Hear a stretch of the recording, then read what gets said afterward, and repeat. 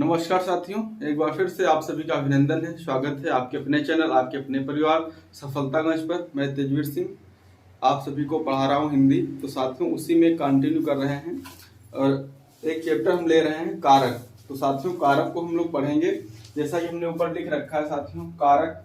और अगर हम देखते हैं साथियों, कारक शब्द के शाब्दिक अर्थ को दोस्तों होता है करने वाला, मतलब जो किसी चीज को करता है, ये शाब्दिक अर्थ होता है। परंतु इसका वाक्य में क्या प्रयोग होता है कारकों का, उस चीज को हमें जानना है। तो जैसे दोस्तों हम लोग देखते हैं कि जो हमारा शरीर है उसमें बहुत सारे अंग हैं। बिना अंगों के शरीर की संभावना या जो परिकल्पना करते हैं शरीर होगा, तो बिना अंगों के शरीर होना संभव नहीं। वैसे ही साथियों जैसे होता है कि कारक, तो कारक जो है वाक्य में बहुत ही महत्वपूर्ण भूमिका निभाता है। जैसे कि शरीर में आपके अंग भूमिका निभाते हैं, उसी तरीके से वाक्य में कारक का बहुत ही महत्वपूर्ण योगदान होता है। वो कैसे होता है साथियों, जैसे कि हम एक सेंटेंस लिखते हैं,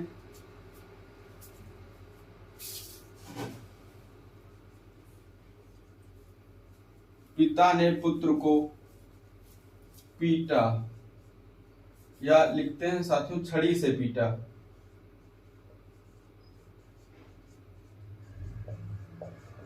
ये साथियों एक सेंटेंस लिखा हुआ है, एक वाक्य लिखा हुआ है। अब इसमें हम देख पाते हैं जैसे कि पिता साथियों देख रहे हैं ये कर्ता की तरीके से कार्य कर रहा है, और यहाँ पर पीटना जो है साथियों क्रिया है, और एक छड़ी एक शब्द है, और पुत्र दिया हुआ है। इसके मध्य में साथियों ये लगा हुआ है ने को से, ये परसर्ग है या कारक चिन्ह है।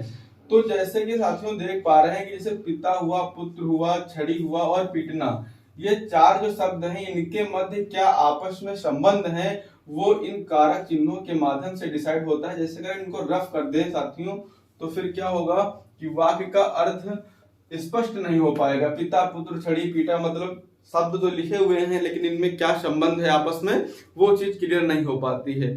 तो वो सारी चीजें मतलब कि होता है जो वाक्य में जो शब्द दिए होते हैं, संज्ञा होता है, सर्वनाम होता है, क्रिया होता है, तो उनका आपस में संबंध क्या है, किस शब्द का किससे संबंध है, वो डिसाइड होता है किसके माध्यम से दोस्तों, कारक के माध्यम से। तो यही चीज हम देखेंगे कारक में, ये लिखा हुआ है। तो ये जो ने लगा हुआ है कर्ता कारक का परसर्ग, ये कर्म का है और ये कर्ण का है। तो ये जो परसर्ग हैं ये लगे हुए ये वाक्य के अर्थ को स्पष्ट कर पाते हैं। तो साथियों जैसे हम लोग देखते हैं कि कारक शब्द का शाब्दिक अर्थ होता है करने वाला, तो हमने ये देख लिया। उसके बाद हमने समझ लिया कि कारक का प्रयोग क्या होता है दोस्तों। तो अब बात करते हैं कि कारक कितने होते हैं। हिंदी में साथियों कारक जो है उनकी संख्या 8 होती है। तो पहला कारक साथियों जैसे होता है कर्ता कारक। पहला कारक साथियों होता है कर्ता कारक। अब इसकी जो डिफिनेशन देखते हैं तो ये देखा जाता है कि किसी वाक्य में दी हुई क्रिया को जो करता है, मतलब किसी भी वाक्य में जो क्रिया दी हुई है वो किसके द्वारा संपादित हो रही है, संपन्न हो रही है, तो वो जो कर्ता होगा या संज्ञा होगा वो कर्ता की तरीके से प्रयोग किया जाएगा। जैसे लिखा जाता है कि राम किताब पढ़ता है, राम किताब पढ़ता है। अब यहाँ पर जो पढ़ना क्रिया है दोस्तों किसके द्वारा हो रही है, कर्ता के द्वारा। अब यहाँ पर जैसे इसको रेखांकित किया जाए, राम शब्द को पूछा जाए कि राम शब्द में कौन सा कारक है, तो यहाँ पर क्या होगा साथियों, कर्ता कारक होगा। अब इसमें हम देख पाते हैं साथियों कि किस तरीके से क्या करना है। जहां पर जैसे कि परसर्ग नहीं लिखा हुआ है तो कंफ्यूजन ये होती है बहुत जगह पर कि कई दफा कारक के परसर्ग लगे होते हैं और कई दफा नहीं लगे होते हैं। तो साथियों जैसा कि हम लोग देखते हैं जो कर्ता कारक है इसका जो परसर्ग होता है दोस्तों वो ने होता है।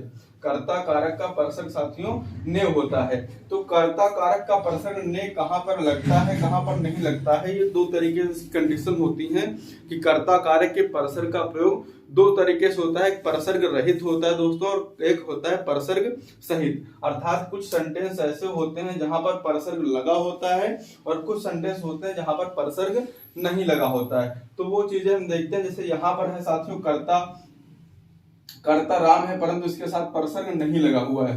तो कहां पर लगता है, कहां पर नहीं लगता है और किन क्रियाओं के साथ लगता है। अर्थात जैसे कि आप लोग देखते हैं कि सकर्मक क्रिया होती है और अकर्मक क्रिया होती है। तो ये चीज हम देखते हैं साथियों। तो थोड़ा सा इसको हम रफ कर लेते हैं।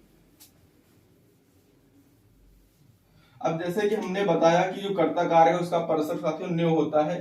तो ये कर्ता कारक का परसर्ग दो तरीके से प्रयोग होता है, एक परसर्ग सहित और एक परसर्ग रहित, अर्थात कुछ में प्रयोग होगा कुछ में नहीं होगा। तो देखा गया साथियों, कई दफा क्वेश्चन आया हुआ है कि कर्ता कारक के परसर्ग जो है ने, उसका प्रयोग किस प्रकार की क्रियाओं में होता है। जैसा कि साथियों अगर हम लोग देखते हैं, जब हम लोग काल पढ़ते हैं तो वहां पर, क्योंकि जो काल है वो साथियों क्रिया से संबंधित चैप्टर होता है, तो वहां पर देखा जाता है कि जैसे कि आप लोग काल देखते हैं तो काल होता है 3 भागों में डिवाइड होता है। एक होता साथियों आपका भूतकाल अर्थात बीता हुआ, वर्तमान काल अर्थात जो चल रहा है, और भविष्य काल मतलब जो आगामी समय में जो क्रिया होगी। तो मतलब क्या होता है, वहां पर क्रिया देखी जाती है कि बीते समय की है या चल रही है, वर्तमान की है या आगामी समय में क्रिया होने की संभावना है। तो 3 भागों में डिवाइड होता है। तो साथियों जो होता है कर्ता कारक का परसर्ग जो साथियों दिया होता है वो भूतकालिक क्रियाओं के साथ प्रयोग किया जाता है। भूतकालिक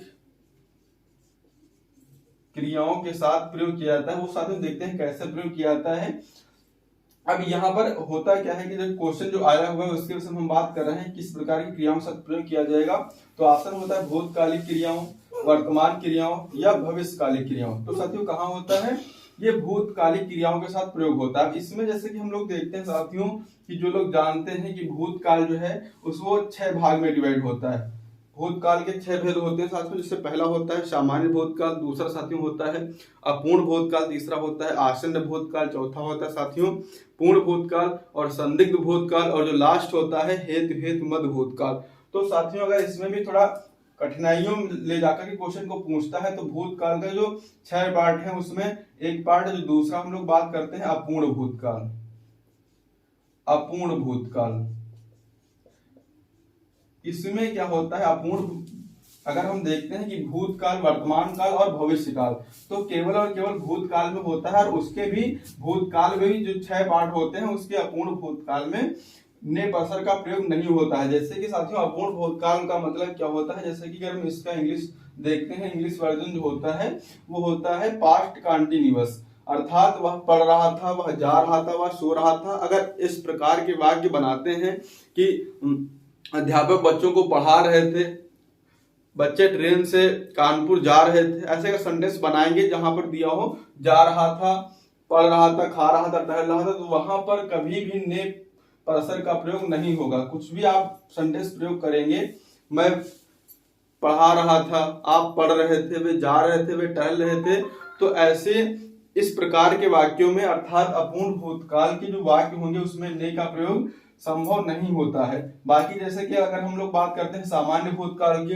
तो जैसे कहा जाए कि राम ने खाना खाया, राम ने खाना खाया, ये सेंटेंस लिखा हुआ है, तो ये साथियों किसका है, सामान्य भूतकाल का है, और यहाँ पर परसर्ग का प्रयोग हुआ है। जैसे राम ने किताब पढ़ ली थी, या राम किताब पढ़ चुका था, राम ने किताब पढ़ ली थी, ऐसा अगर हमने लिखा तो ये क्या हो जाता है साथियों, ये हो जाता है पूर्ण भूतकाल, इसमें प्रयोग होता है। तो अपूर्ण भूतकाल में प्रयोग हो ही नहीं सकता है, और इसके जो 5 पार्ट होते हैं उसमें ने परसर्ग का प्रयोग होता है। और जैसा कि हमने बात की कि वर्तमान काल की क्रियाओं में और भविष्य काल की क्रियाओं में परसर्ग का प्रयोग नहीं होता है ने का। जैसे देखिए साथियों हम लिखते हैं राम किताब पढ़ता है,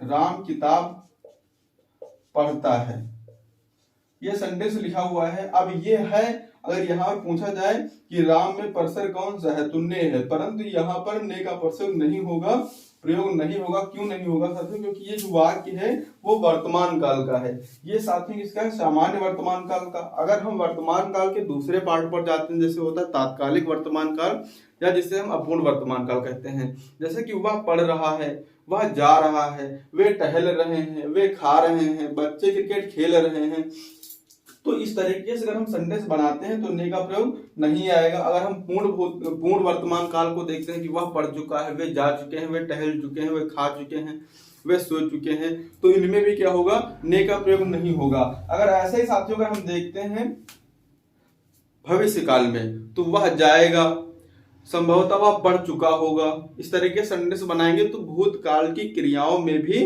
ने का प्रयोग नहीं होता है। क्योंकि होता क्या है, कर्ता कारक मतलब जिस सेंटेंस में कोई क्रिया जिसके माध्यम संपादित होती है वो कर्ता होता है, और कर्ता कारक का परसर साथियों आपको पता है ने होता है, परंतु ने का प्रयोग केवल और केवल भूतकालिक क्रियाओं में होता है और उसके भी अपूर्ण भूतकाल में नहीं होता है। बाकी अगर हम बात करें वर्तमान काल में तो ना ही वर्तमान काल में होता है और ना ही साथियों किसमें होता है, भविष्य काल में।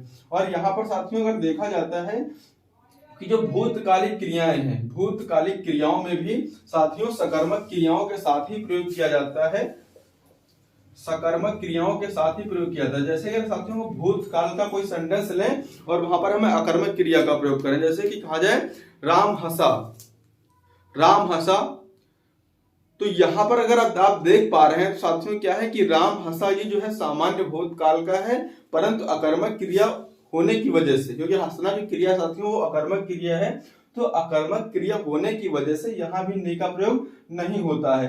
भूतकालिक क्रियाओं में ने का प्रयोग होगा, और कब होगा, जब क्रियाएं दोस्तों सकर्मक क्रिया की होंगी। अगर अकर्मक क्रिया है तो वहां पर ने का प्रयोग नहीं होगा। तो साथियों आशा करते हैं कुछ बहुत आप समझ पा रहे होंगे, और अगर आपको कुछ नया मिल रहा है या आपको अच्छी तरीके से बात समझ में आ रही है तो वीडियो को लाइक करिएगा, चैनल को सब्सक्राइब करिएगा जो लोग नए हैं, और वीडियो को ज्यादा से ज्यादा शेयर करिएगा साथियों।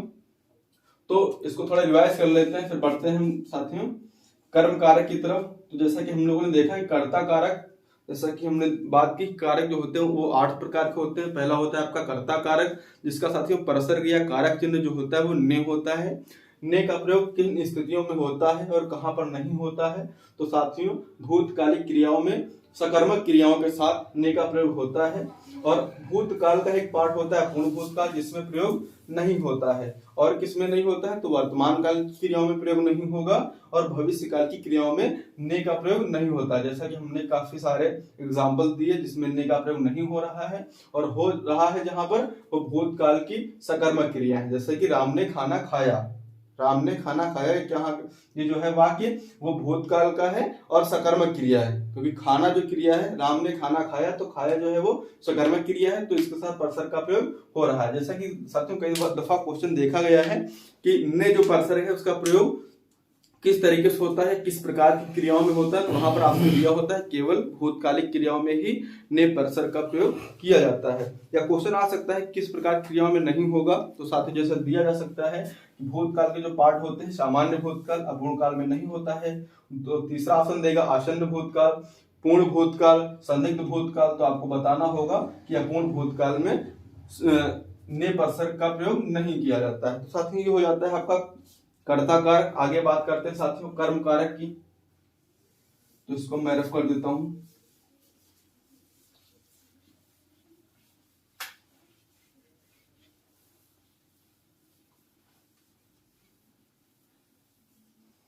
अब साथियों जो दूसरा कारक होता है आपका वो होता है कर्म कारक, और इसका साथियों परसर्ग होता है वो को होता है, कर्ता ने कर्म को। इसका साथियों कारक जो परसर्ग होता है वो को होता है। को का प्रयोग किस तरीके से होता है वाक्यों में वो देखते हैं। तो यहाँ पे साथियों दो कंडीशन होती हैं कि कई दफा को का प्रयोग हुआ होता है और कई दफा नहीं होता है। जैसे साथियों हम दो सेंटेंस लिख रहे हैं, रमेश सुरेश को पीटता है, रमेश सुरेश को पीटता है, एक सेंटेंस ये होता है। दूसरा रमेश पत्र लिखता है,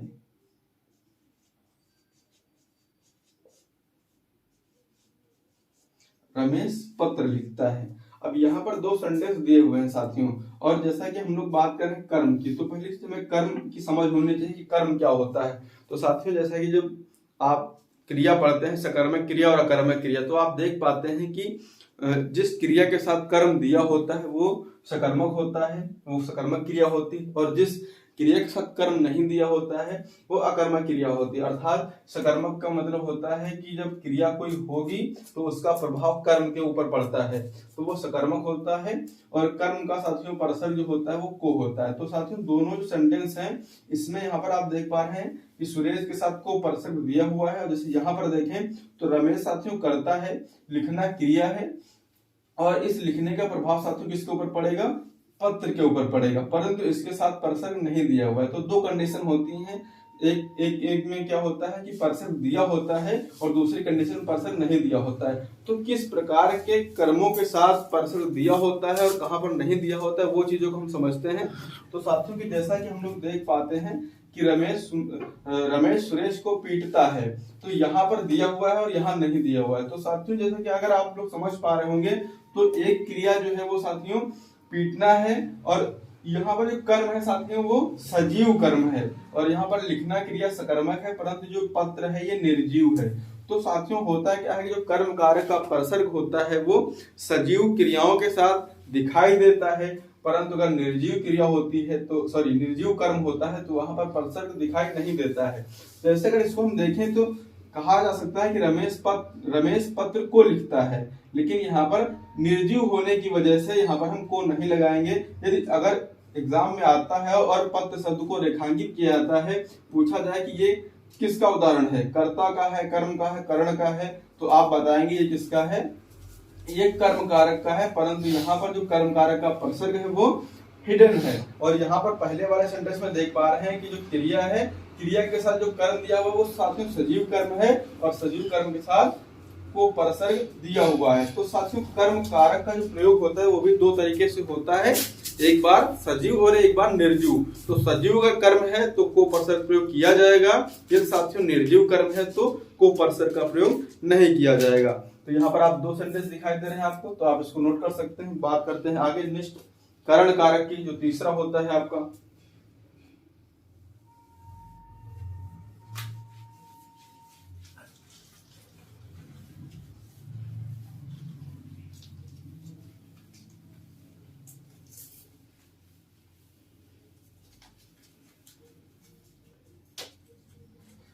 तीसरा हम कारक लेते हैं,